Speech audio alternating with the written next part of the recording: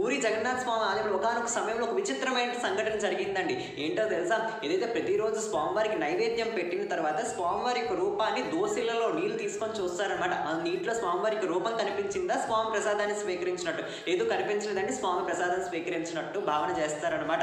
అయితే ఒకానొక సమయంలో అంటే 1890వ సంవత్సరంలో ఏదైతే దోసిల నీటిలో స్వామివారికి ముఖం కనిపించదనమాట.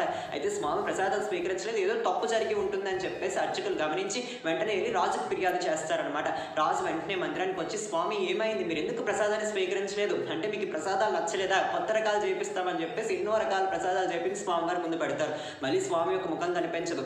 అంటే స్వామి మీరు ప్రసాదం ఎంతకీ స్వీకరించట్లేదు కదా, మీరు ఎప్పుడు స్వీకరిస్తారో అప్పుడు కూడా మేము కూడా స్వీకరిస్తామని చెప్పేసి ఆ మందిరంలోనే పడుకుంటారనమాట.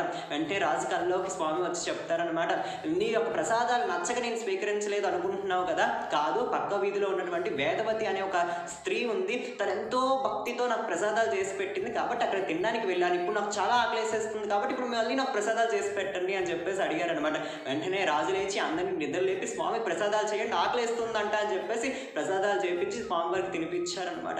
అంత చక్కనైనటువంటి మూర్తి లీలామూర్తి అనమాట. జై జగన్నాథ్.